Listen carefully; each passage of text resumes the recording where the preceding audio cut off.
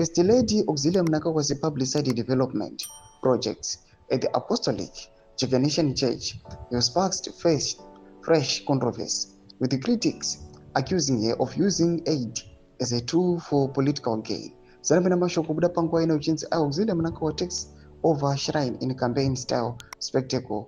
Panguva ino kurunzi they are taking advantage aiwa yekunouya vachinobvuta aiwa machurch services aiwa vachinomatena into political campaign rallies. Ndori subscribe or like otonga bell app timira mramo budanyi kwa mchinzi. The projects launched in 2022 were celebrated again this week during the church's Passover conference with ZANU-PF's top brass, including Party National Chairperson Opamchinguri Kashiri, praising Mnangagwa for her visionary leadership in rural development. In quotes, these projects are evidence of government's commitment to inclusive development and recognition of faith-based organizations as key partners, Muchinguri Kashiri said during a tour of the Mabia Shrine. Most of these are women empowerment projects. This area is now a center of excellence, but not everyone is applauding. Observers say there are 6 projects: rural electrification, a solar-powered borehole, a 4-hectare commercial farm, a swimming center, a goat rearing scheme, and improved school infrastructure appear more like an electoral strategy than a genuine development initiative.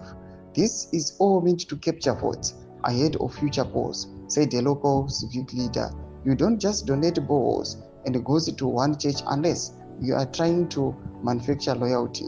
Despite the political suspicion, the practical benefits are visible. Local schools now have electric lighting, a first in the area. The solar borehole supplies clean water, and women are producing and selling uniforms thanks to sewing machines funded by the First Lady's office. 100 goats are also expected to kickstart a livestock program. The president is saying, water is life. Let us compliment the First Lady's work by taking care of this borehole, Muchunguri Kashiri said. Still, the lasting motive behind the First Lady's generosity remains under scrutiny. Today it's God's gift, the civic leader said. Tomorrow it's ballot they will be collecting. Tudze mafunguro enyu motokuli pamusoro pechitiko ichi. Nakume section medu dzemafunguro enyu, so subscribe or like, chat on the bell icon.